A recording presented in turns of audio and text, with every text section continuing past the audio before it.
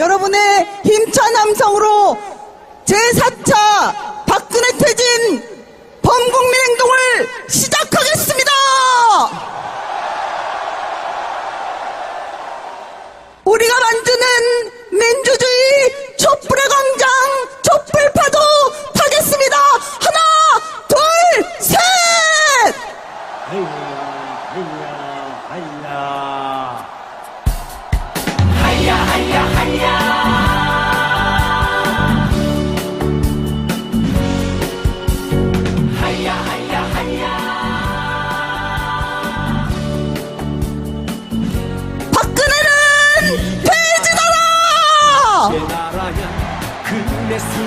즉각 퇴진하라!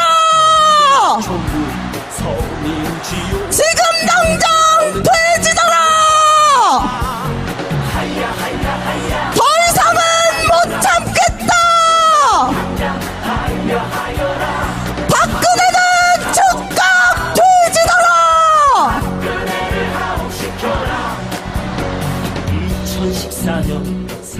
자, 이번에 모실 분은 말이죠.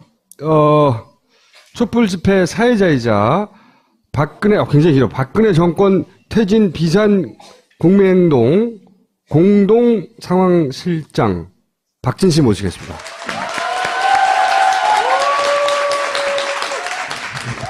이렇게 세 분이 주축이에요? 여기 공동 변호인단 세 사람입니다. 아하. 제가 상황실장이면서 변호인단 같이 하고 있습니다. 아, 그러시군요. 큰 집회 사회를 몇 번 봤지만 이번 촛불 집회 사회는 예. 뭐라 그럴까 압도적이다라고 해야 될까요? 진행하는 분도 압도당하는군요. 굉장히 압도적이에요. 그 무대에 올라가는 연사들이 꽤 많은 곳에 그 연설을 하셨던 분들인데도 올라가시면 막 떠세요. 그 숫자 앞에서. 열기? 뭔가 이 주는 에너지가 다른 집회랑 달리 좀 압도적이라는 느낌이 있어요. 기본적으로 이 집행부가 몇 명이에요?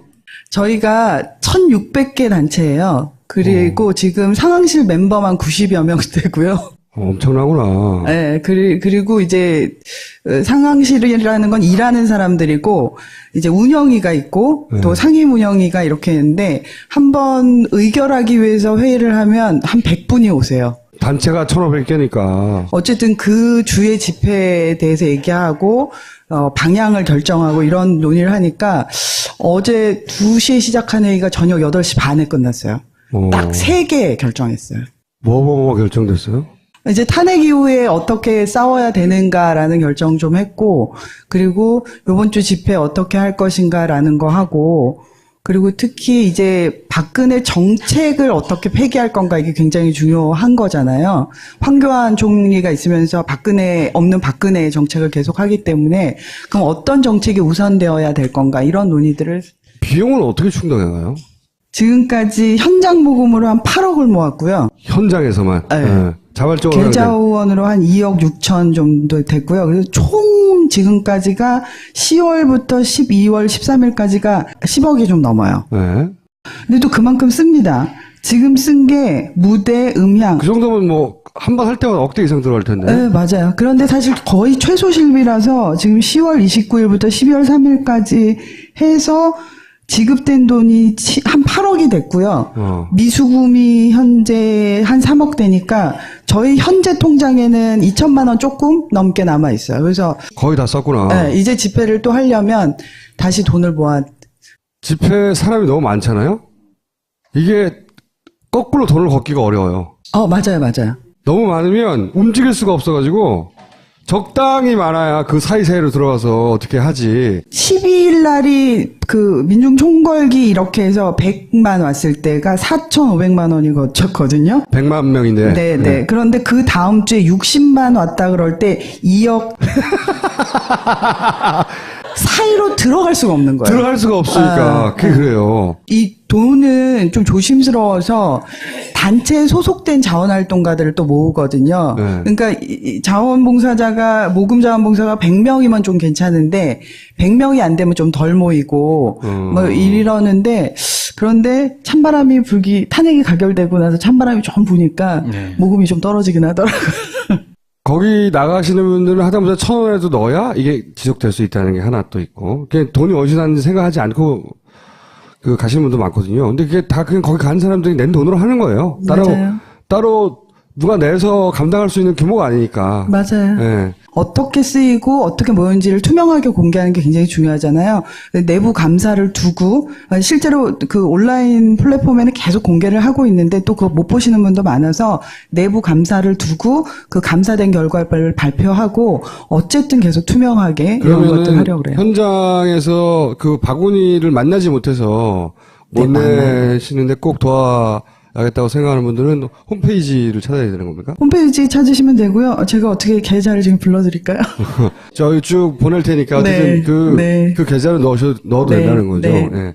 근데 이제 탄핵이 딱 그 국회에서 가결되는 순간 사람들 입장에서는 일단 한 단계 그 완성을 시켰다. 물론 갈 길이 멀긴 하지만 예전에는 집회가 이제 잊혀지지 않으려고 우리라도 광장을 지켜야 된다고 계속 집회를 하신 분들도 있고 그것도 하나의 전략이었잖아요.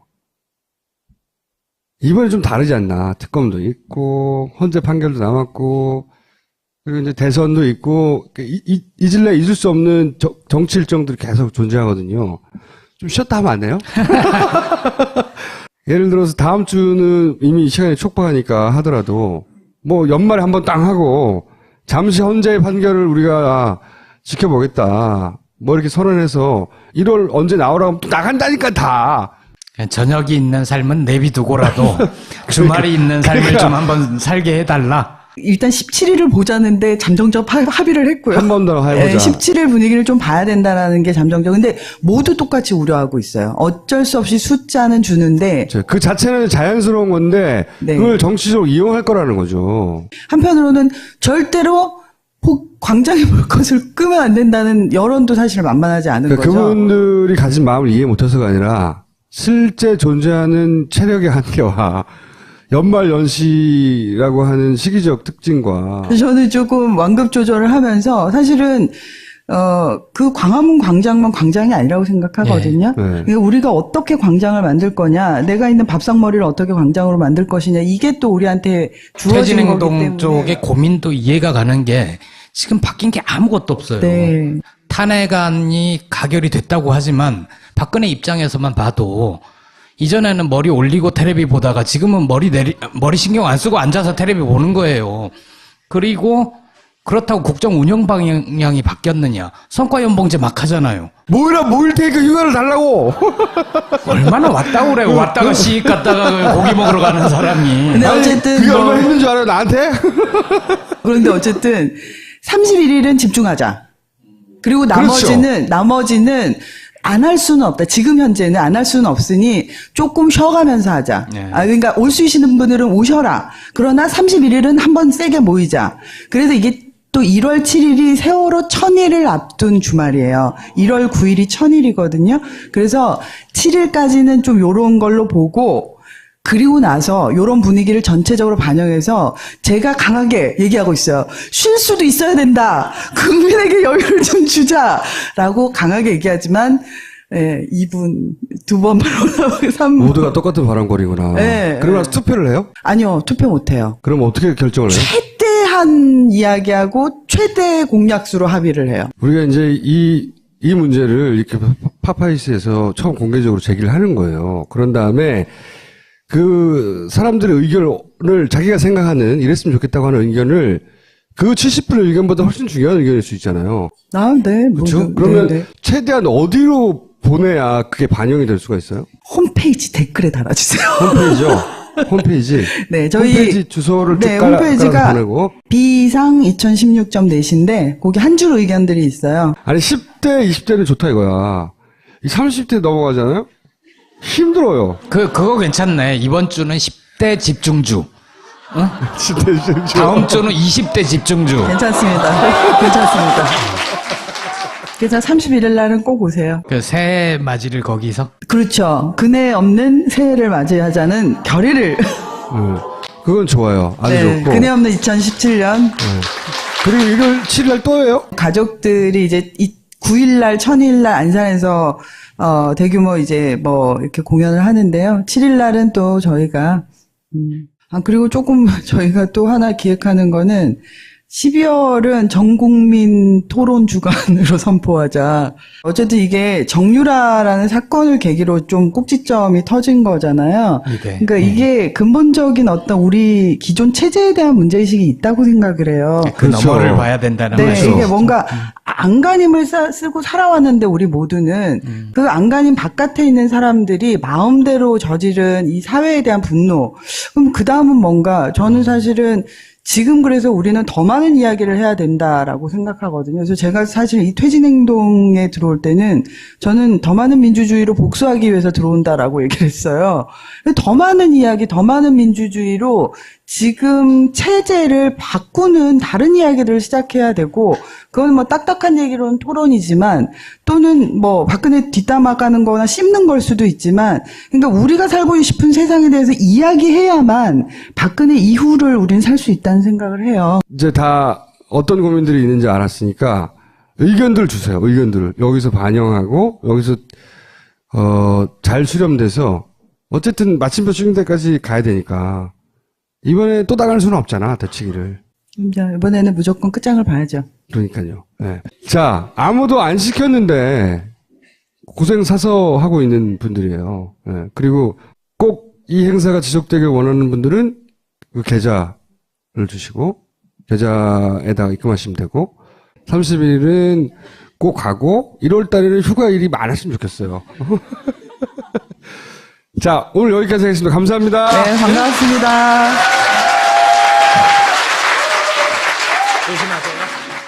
당신에게 파인프라는 어떤 치약인가요? 단순히 비싼 치약인가요? 구강 관리의 혁신, 잇몸 질환과 구취에서 자유로운 프리미엄 기능성 치약 파인프라로 당신의 치아와 잇몸에 하루 3번 건강을 선물하세요. 딴지마켓에 오시면 파인프라 치약과 파나세아 샴푸, 비누까지 만나실 수 있습니다. 실장 박진 씨 모시겠습니다.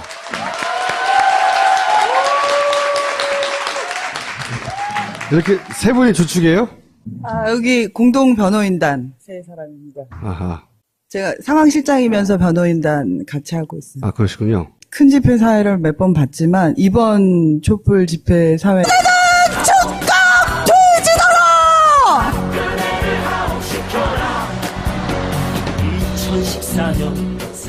자, 이번에 모실 분은 말이죠. 촛불 집회 사회자이자 박근혜, 굉장히 길어. 박근혜 정권 퇴진 비산 국민행동 공동 상황. 여러분의 힘찬 함성으로 제4차 박근혜 퇴진 범국민 행동을 시작하겠습니다.